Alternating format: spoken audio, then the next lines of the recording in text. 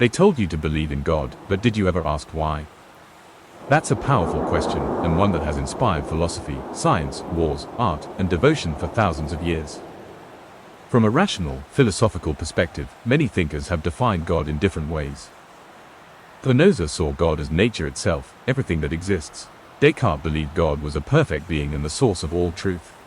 Nietzsche famously said, God is dead, not meaning God literally died, but that modern society was moving away from needing a divine explanation. So, in this view, God could be the creator of everything. A symbolic representation of human morality, or a word for the unknown. From a scientific perspective, science doesn't disprove God, it just doesn't require one to explain natural phenomena. Some scientists are religious, others are atheist, and many are agnostic. The Big Bang Theory explains how the universe started, but not why it exists. Quantum physics and the complexity of consciousness leave room for mystery that some interpret as divine. From a spiritual, emotional view, people feel and experience God in different ways. As a protector, guide, or source of love. As an energy, force, or consciousness behind everything. Through nature, meditation, prayer, or personal miracles. For many, God is not just a belief but a relationship, even if they can't fully explain it. But why God? Why shape your entire life around a presence that never speaks back? Maybe it was fear, fear of death, fear of meaninglessness, fear of punishment. Maybe it was control, a way to make people behave, a way to stop the chaos. Or maybe someone believed because they felt something real, because they had nothing left and still felt held, because in the darkest moment, they whispered into the void and something whispered back. Maybe belief isn't blind, maybe it's brave. The question isn't just why they told you to believe. It's, why do you still care? How do I know if God exists? Science can explain how things happen, stars exploding, DNA replicating, but not why they exist at all. That, why, is where people often place God. But science hasn't found proof like a divine fingerprint on the universe. A voice booming from the clouds. A mathematical formula that says God equals X. So if you're waiting for evidence, like a lab result, you might not find it.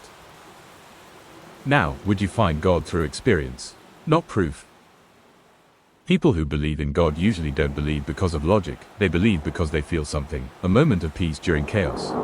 A coincidence that felt like more than chance. A prayer answered, a deep intuition that there's more. You don't know, like math. You know, like love. Now, from a skeptical lens, you might say, there's no observable evidence. We've never scientifically measured, seen, or confirmed anything that proves a divine being. The universe works fine without needing God as an explanation. Physics, biology, chemistry all follow natural laws. So, if there's no need for a God to explain how things work, maybe there isn't one. One of the strongest arguments against God is, if there is a loving, all-powerful God, why do innocent people suffer? War, cancer, children dying, unfairness. For some people, the pain in the world makes them feel that a just, loving God doesn't, or can't, exist.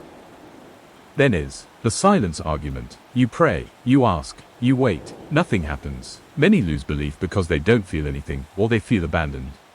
And they start to think, maybe it's all just in our heads. But here's the twist. You can't prove God doesn't exist either.